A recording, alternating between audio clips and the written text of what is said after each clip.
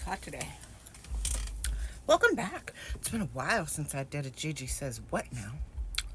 If you're new here, my name is Genevieve Gravel. My friends call me Gigi, and Gigi Says What Now is a series where I go down rabbit holes and talk trash about history, mythology, and folklore. So my inspiration for today's episode is from a TikTok that's going viral, where a girl was talking about her grandma's meet cute, and people are stitching it and sharing their grandmas and great grandmas and their family history of meet cutes. So I thought I would share mine. One of the biggest reasons I wanted to share mine is because I am now the oldest or the elder in my family. Everybody I'm about to talk about is now passed on, and I don't want to take their truths to the grave with me like a dirty little secret. So when I was a little girl, my grandma loved to tell me the stories of her life. And me and my grandma, we were tight. We were super close. And I remember sitting crisscross applesauce and looking up at her with her short gray hair and her wrinkled skin and the jovial sound of her voice and the beauty that just radiated within her. And I loved listening to her stories. And if she told this story once, she told it 100 times. Other people in my family would be like, oh my God, you're not telling this again. But for me, I wanted to hear it over and over again. I wanted to hear all of her stories over and over again. I loved her and I loved her stories. But being a child, I really couldn't put them into context the way I can now that I'm an adult. My grandma was born in 1902. As a young girl, she was arranged to be married. I don't remember exactly how old she was. I think it was in 1917 or 1919. I could look it up, but I'm not going to. Anyway, she was young. She was arranged to be married. And the night before she was to be betrothed, she protested. She took off running down the street, as she called it. And in my head, I always imagined it as like a sidewalk with street lights and trees and houses. But the truth is, my grandma grew up on a farm in a very rural area. She was probably running down a dirt path in the middle of the night in her nightgown. She took the ring that she was to wear on her wedding day, her wedding ring, and she threw it in the bushes, and she took off running because she would live on the streets. She would do anything, but she was not going to marry this man that she hardly knew, she had just met, and she didn't like. There was no way that was happening. So my grandma was all of 5'2", I think, and never saw 100 pounds a day in her life. She was a very petite woman with hair that flowed to her knees. Right? So her brother, Wolford, who everybody called Wolfie, goes out and chases her down. He grabs a hold of her, and he throws her over his shoulder like a sack of potatoes or flour, which probably actually weighed more than my grandma, and drug her home, punching him in the back, kicking him in the front, and screaming. And she wasn't going home with him. She was not going to marry this man. They lock her in the house, and then Wolford and my grandma's sister spent 2 hours searching for the bushes in the dead of night for this ring. This is the only story my grandma ever told me that involved my grandfather, her husband. As a matter of fact, to this day, I do not know his name. Again, I have all the records. I can look it up, but I'm not going to. She never uttered his name. Therefore, I'm never going to utter his name. So after she marries this man, when she was forced to marry, he takes her from her family. He takes her from her friends. He takes her from the only world that she's ever known on the farm. And he immigrates her to America, where she does not speak a lick of English. I don't know if he did. I do know that when they immigrated, he changed the spelling of our last name to sound more Americanized, which is why my last name is spelled like gravel, but it's pronounced Gravel, Gravelle. So she's in a new country with nobody. this man that she despises. And she was a devout Roman Catholic. So she finds a church. She starts going to church. And so in the church is where she really started to pick up English and learn to speak the language. And then my aunt came along, and after that, my father was born. And once my father was born, she had kind of fulfilled her duties, if you know what I'm saying. And while her and my grandfather would spend the rest of his life living as man and wife, they did not live as man and wife. This is not a forced proximity or enemies to lovers type situation. There was never any love between them. So when my aunt and father started attending school, they didn't go to public school. They were schooled by nuns. When they started attending school, there was a rule put in place that only English would be spoken in the house. And this is how my grandmother became fluent. As a matter of fact, the only time I ever heard my grandmother, or my father for that matter, speak in French was when they would bicker or argue with each other. They would do it in French so that I couldn't understand them. But other than that, it was English. And by the time I came along, my grandmother, her English was perfect, and she had been nationalized and everything. I had asked my father later in life, when I was trying to learn French, I very much wanted to learn it, but I didn't have anybody to really practice with, and I had asked him to teach me French. So his response to me was, I can't teach you French. I do not feel comfortable.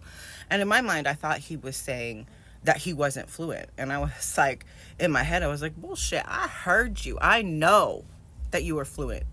I know this is your native tongue. This is the first language you ever spoke. And it wasn't until really much later that I realized that even in his 60s and 70s, he wasn't allowed to speak French as a child. He wasn't saying that he wasn't fluent in French. He was saying he can't. He's not allowed. So World War I, World War II, the Great Depression, Prohibition, these are all the major world events and American events that were happening that defined my father's childhood, right? And he told me once, many years after my grandmother had passed, he finally started to speak about his father and his relationship with his father. And he told me that this man, whom I don't know his name, was a raging alcoholic and an avid gambler. So when he was supposed to be in food lines to bring home flour for his family to have dinner, he would instead be in some underground place somewhere spending his last dime to get toe up and play cards. My grandfather passed away when my father was fairly young, leaving my grandmother to be a young widow. It was long before I was born. I never met the man. And my grandmother never remarried. As a matter of fact, that ring that she had thrown in the bushes as a child remained on her finger until the day she died on Easter Sunday of 1991. And I think about it now, and I think about who my grandmother was as a person, and I can put these stories together with context. And it was not that she was so loyal and devout to her husband, but she went into a church and took a vow. Oh, I'm gonna cry. And she made a vow to God, till death do us part. And she wasn't taking that as his death. It was her death. And she kept that vow. Now, my mother's mother, she was also very active in the church, but she was Baptist. And she was active in the church not because she was particularly religious, but because that's what ladies did.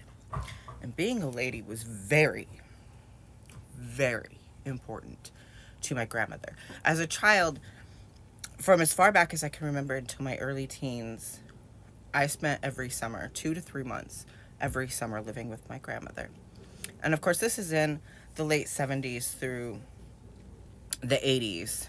And things like charm schools no longer existed.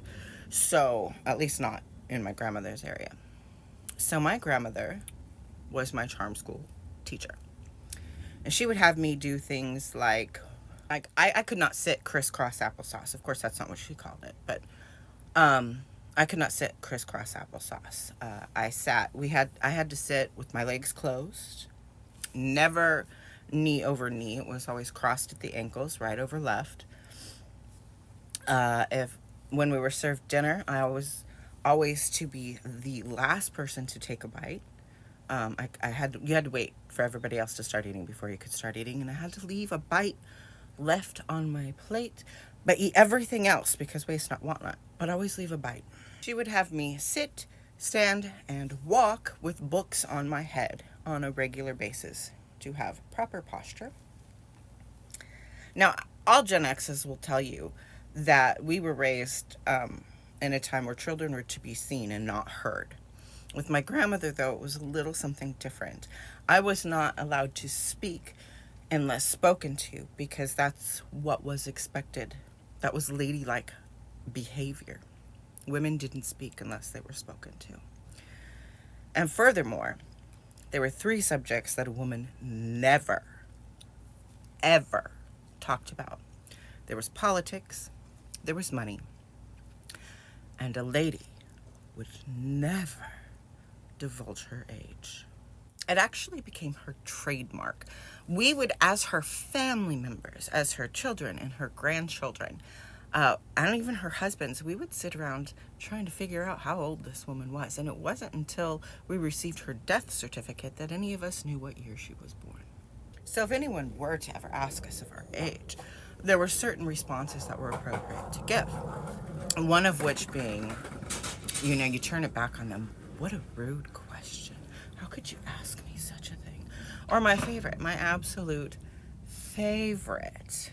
A lady would never tell. Now, we celebrated birthdays. They were big celebrations. We loved the fact that we were alive and that we were born. But we never put a number to that birthday.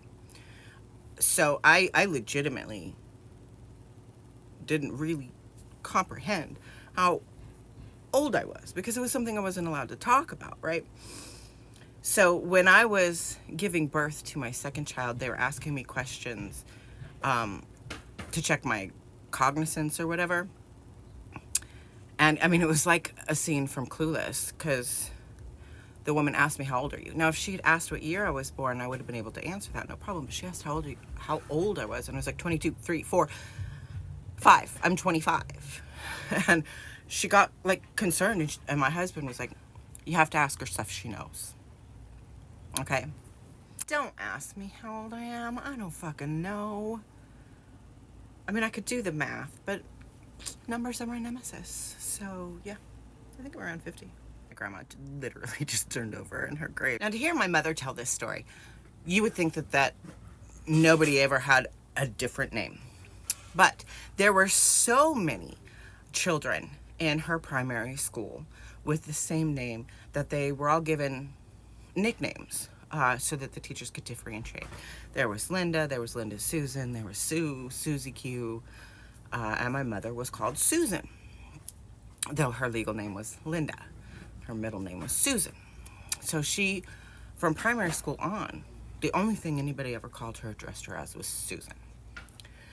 And my grandmother had kind of a rotating door of men. She was married 5 times.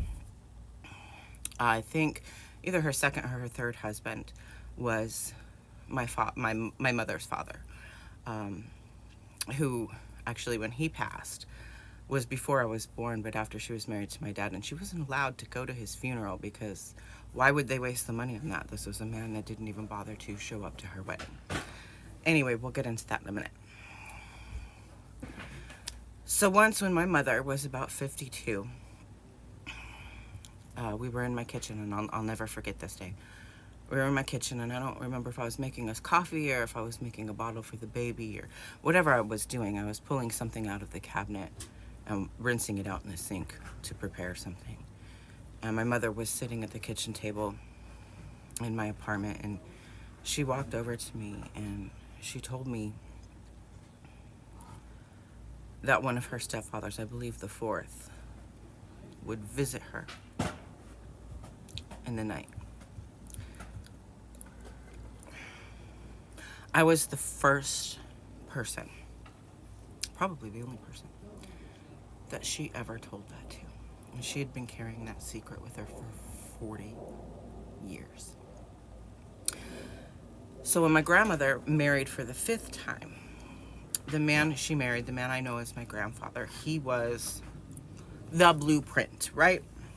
I mean, he was loving and kind and devoted and put my grandma on a pedestal, put my mom on a pedestal.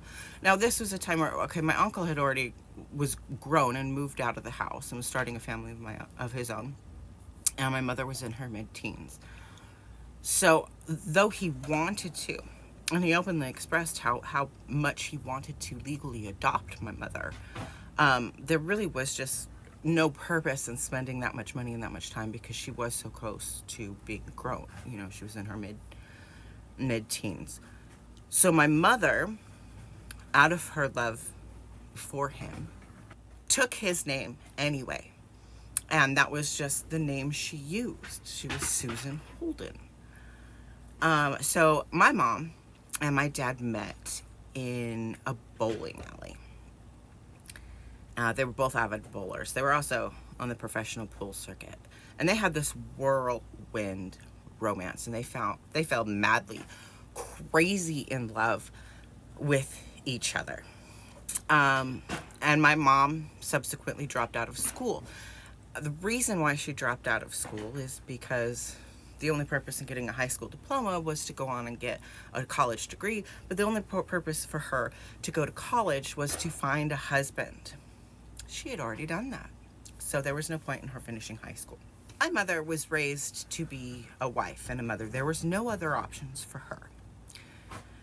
And with that, despite this revolving door of men, once my grandma met my grandpa, my mom saw what a real marriage could be, what a good marriage could be, I should say. She was also heavily influenced by shows of the 1950s, like, Leave It to Beaver and shit like that. And so in her mind, she never thought to want something different or want something more other than to be a trad wife. And she romanticized that in her head. The only thing she ever dreamt of was being barefoot and pregnant, wearing pearls, handing her husband his little briefcase and kissing him off as he went off to work, and the white picket fence and 11 kids and the whole 9 yards. That's my mother's dream. That was her whole dream. So when my father proposed to her, that's what he was offering to her. And when he said, I do, that was the promise. In her mind, that was the promise he was making to her, that he would give her this dream. But anyway, I'm going to backtrack a little, okay? So my parents, they go down to the courthouse to file for their marriage license. And this is a legal document. So my mom has to put her legal name on the document. So she puts her name, Linda Wash. And my dad's like, who's Linda Wash? I thought your name was Susan Holden. And he also, this was the first time that he found out her age. My mother was 18. My father was 36. So upon my dad learning of my mother's name and age, felt incredibly deceived. And he perceived her as a liar. He had assumed, perhaps she lied to him. I don't know. To hear him tell it, she lied. To hear her tell it, she was like... But he had assumed she was much older because of the way she carried herself, was very mature, because she was a lady. My grandmother had raised her no different than she raised me. And the fact that she lied about her name, despite the fact that this was who she identified as. Her identity was Susan Holden. It was never Linda Wash. He perceived her as a liar. He almost didn't marry her because of the deceit, the level of deceit that he had perceived from her. And to hear him tell this story throughout my life, sometimes he would say it with a happy face, but there was always this like underlying tone of passive aggressiveness. Either way, it didn't matter. He never trusted her throughout their 17 years of marriage. He never trusted her. She was a deceitful, manipulative woman to him. So they get married, and after they get married, my mom was like, I think it's time for us to have babies. I mean, she wanted to start having babies right away. And that is when they had their first conversation about family. And he told her, under no certain terms, that he absolutely did not want children, and he would never give her one. Point blank, period. I witnessed he actually forced her to take birth control. Now, to have him tell the story, either she switched her pills, or she purposely didn't take her pill, or she poked a hole in her diaphragm. You know, there was a million different stories of how she deceived him into conceiving me, which of course she denied. No, she wanted a baby. She got pregnant. She had a baby. So, given all of that, their marriage went downhill very quickly. And it got to the point where he despised her and she hated him. She was disappointed with where her life was. And he thought she was just, this deceitful, manipulative bitch. So she hated her. She hated him. They went through this whole divorce. That was quite contentious. It was wicked. It was a wicked divorce. It was not amicable at all. And through all of this is the first 10 years of my life. Maybe 12. I think I was 12 when they divorced. I don't know, maybe a little younger. I don't know, because I don't know my age. Because women didn't divulge such things. So growing up with all this animosity between the two of them, the one thing that was always celebrated or talked about was how in love they were when they first met. And a part of the beauty and the romanticism within that was the age gap. Not only was it wasn't just normalized, it was celebrated. Because for my mother to find a husband at such a young age who was so much more mature and settled and had a career, that meant that he could offer her security. So she'd kind of hit the jackpot. So that May-December romance trope was something that was taught to me from a very young age, that it was a good thing. Everything else about their marriage was crap, including me. But the fact that he was 18 years older. The only thing growing up that I was ever praised for was if I looked pretty or I behaved appropriately like a lady. I was literally taught that those things were the only value that I possessed. So after my parents were divorced, my mother was a single mom with no education and no skills.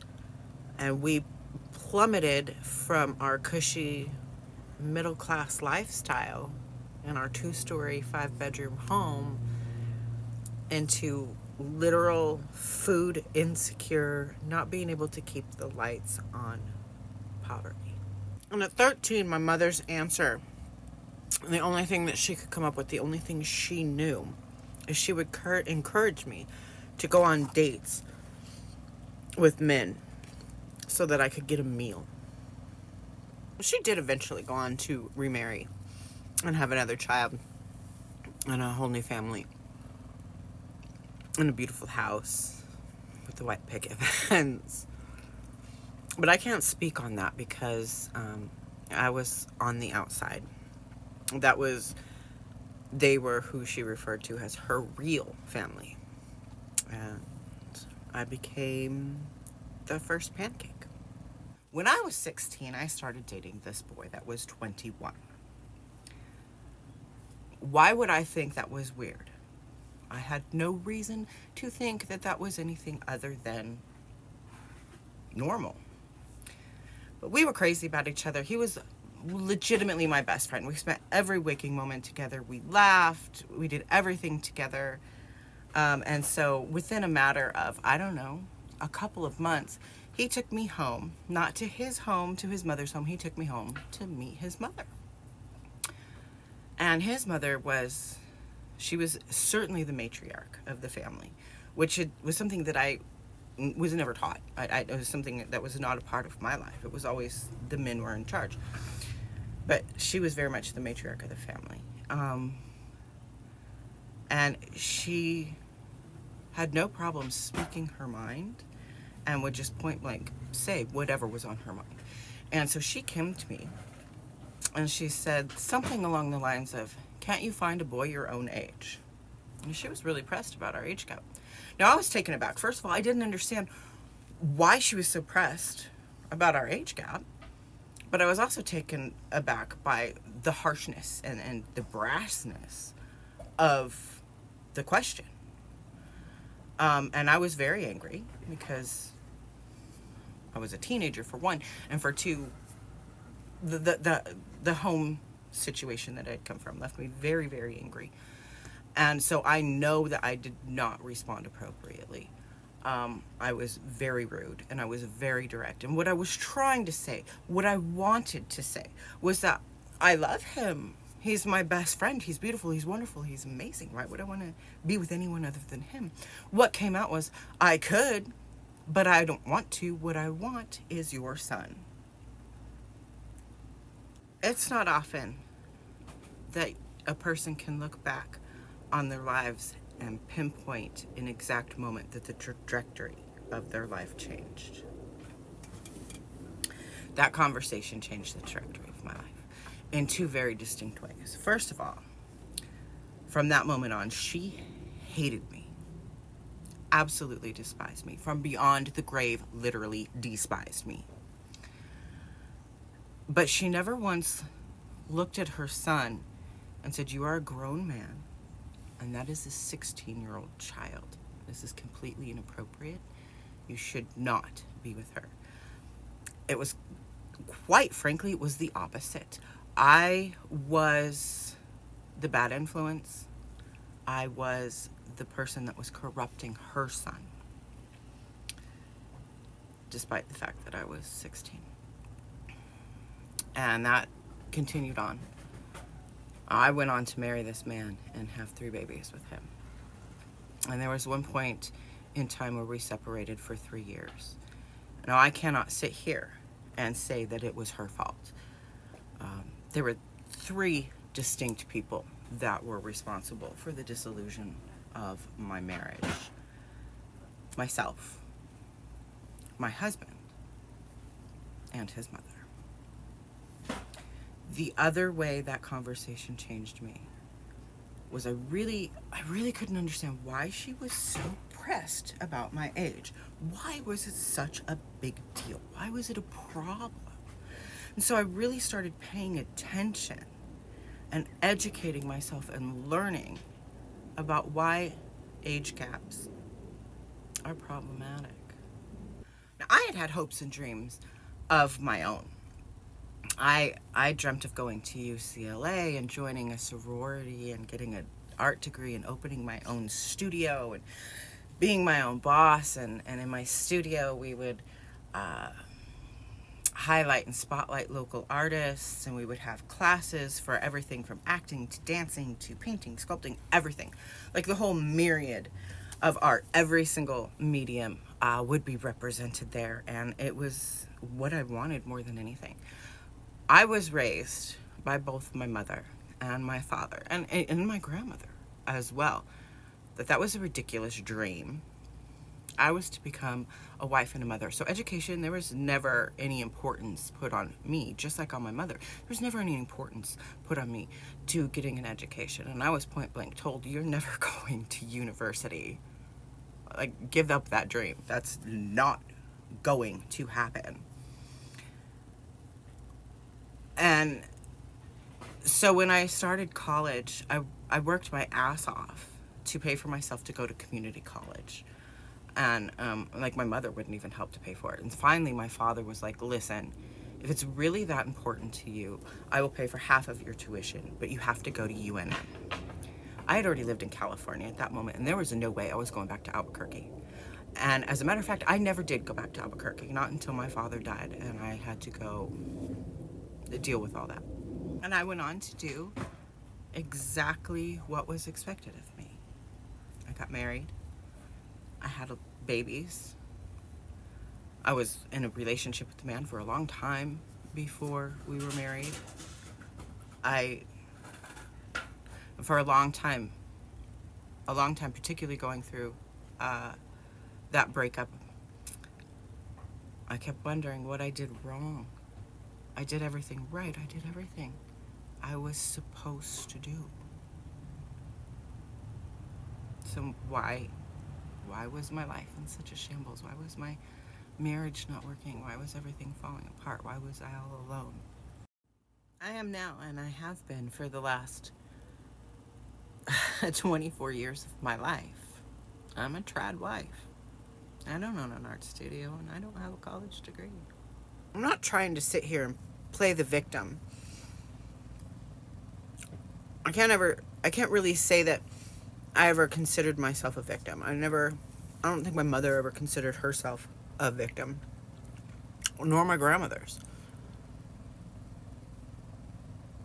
Because that was the times. It was what we were taught. But despite that, and that life has been pretty good for all of us, it doesn't take away from or change the fact that we are all survivors. Except for those ladies that stepped too far out of line. They didn't, get to survive. So that is a story of 4 women spanning 3 generations. And the thing about all of their stories is not one of them, not one,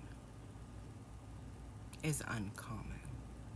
Thank you so much for joining me today for a special episode of Gigi Says What Now. I do hope you will join me on Friday for Fantasy Fiction Fridays. And until then, remember, you are valid, you are worthy, and you are loved.